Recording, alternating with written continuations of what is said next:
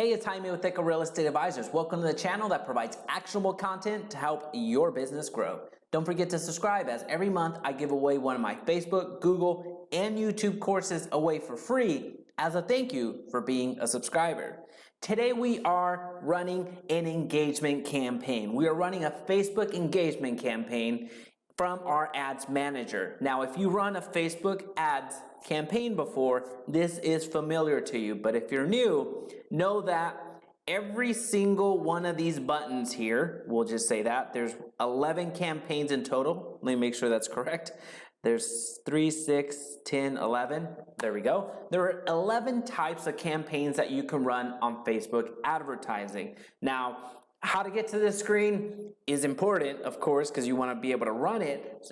So I'm going to invite you to check out some other videos in this channel, which they will be linked in the description below, to find out exactly how to get here. I want to be very specific and very focused on an engagement campaign because, for the sake of time, and also I don't want to be covering the same topic over and over again and limiting the value that I get to provide to the community.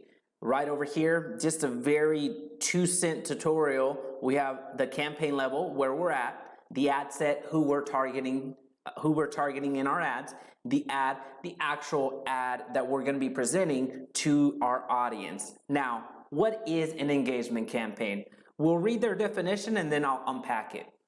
Get post engagements, page likes, event responses, or offer claims. What? That's a bit generic, so let me unpack that for a quick second. An engagement campaign takes the content on your business page and makes that the commercial, makes that the focal point of your ad. Oh, now I see. Now I get it. Now the pieces are falling into place. Now, the difference between a traffic campaign and an engagement campaign, when you run a traffic campaign, you go through the same steps that we're about to go through, except at the end, what you're going to be asked is to create an ad. Create the ad copy, the image, the links, and everything of the like. Now, that is with the traffic campaign. At the traffic campaign level, that's what you're doing. In the engagement campaign, you're going to go through the exact same steps, except at the end of it, it's going to ask you, hey, select a post on your business page that you want to promote, that you want to highlight. Now, you can select one or create one on the spot. That's a big difference, where on the traffic campaign, you get to create everything from scratch, but on the engagement campaign, it's asking you to go and select from a post that you've already made on your business page. So to make an engagement campaign work effectively, you're going to have to go to your business page first and create the ad or create the message, create the post that you want to highlight, because then when you come here, you're going to be driving traffic to it. It's the more sophisticated way of running a boost campaign. Now, you've seen it whenever you post, you're going to have a message that says boost post, and it's going to give you $5, $10, $20, and then some limited options on how to boost it. Now, I always advise, don't boost it. Get you an ads manager and run campaigns this way, because it's going to give you more options. You're going to be more effective. And at the end of the day, you're going to be able to track your results a lot better rather than boosting, and just not see the results that you want. So without further ado, let's dig in. I'm going to click an engagement campaign. I'm not gonna name it, so I'm just gonna go with engagement. Don't worry about split testing for now, or any budget optimization at the moment. You would name the ad set here, but again, depending on your naming convention, you can go ahead and adjust that. What I would suggest, though, in your ad set would be to make sure that you call out who you're targeting. So as an example, if I was going to use my naming convention, I'm going to call out the campaign, the type of campaign here, because it's going to help me on the reporting when I'm reading my ads. I'm going to go to the engagement campaign here. And then I'm going to put who I'm targeting. Let's just say I am targeting DFW 50 mile. And then I'm going to put, let's say, female and male, 18 to 35 as an example. And then knowing what ad I'm going to place on the other end, I'm going to put Facebook biz page, and then I'm going to say option period. Because if I remember correctly, that's the last post that I made on the business page that I'm going to show you today. So that's what I would name it. It certainly doesn't need to be this. It's just my way of keeping track of what I'm advertising and how I'm advertising it. So regardless if I'm running a report and looking from the campaign level or the ad set level or the ad level, I get to keep track on exactly the type of ad that I'm running, who I'm running it to, and the campaign type that I'm running. So I leave it with the campaign on the left-hand side. The middle part, I try to get as descriptive as possible without it being a paragraph and call out the ad set. And then at the end of it, I call out the type of ad that I'm running. So on this, it was a Facebook biz option period post. Again, it's totally up to your discretion. Then when you would go into custom audiences, if you had a custom audience or lookalike audience, you would click there and find your audience there. To make the above description true, let me go ahead and add the targeting.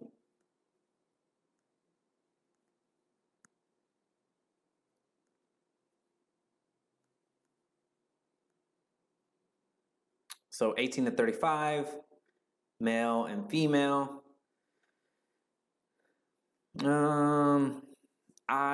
Just for the sake of putting something here, I'm going to put Zillow interest. So those buyers or sellers that are in that season, chances are they may have some Zillow interest. Now, you can leave it in automatic placements. I typically don't. Actually, I never, come to think about it, I never do that. So it's totally up to your discretion. And what you're gonna notice here is if you're running a traffic campaign, you have the option of using Messenger. However, as I mentioned previously, we're taking a post from the page. So that's what we're driving traffic to.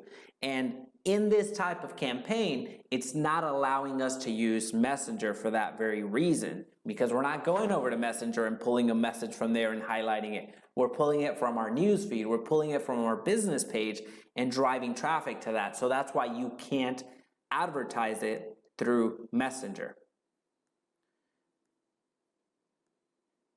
Then I'm going to X out all of these. I just want it to show up on my Facebook newsfeed, as that would be the most optimized from an aesthetic standpoint, because I see exactly what it looks like because I wrote it, because it's been on my page for a little while.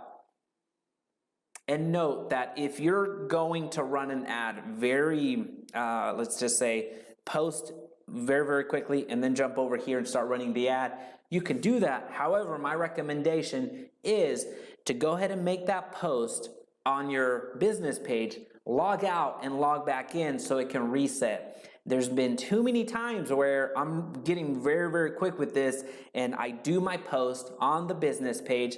I come back over here and I go all the way to the end and I cannot find that post. It'll be a little bit more evident in a few seconds when we go to that, but my recommendation is to first make that post, log out, log back in, and then create your ad, versus creating the post and then go straight through only to find out that your post has not registered yet. All right, we're gonna leave the rest as is. If you want a little bit more in-depth information on what all these buttons are, there is another video that I will link in the description below, so you get to check out the more extended version, but we want to breeze through this and give you as much information as possible in this time that we have together. Daily budget, we'll leave it at $11, that's fine. For the sake of this example, since we're targeting so many people, I would put actually a lot more.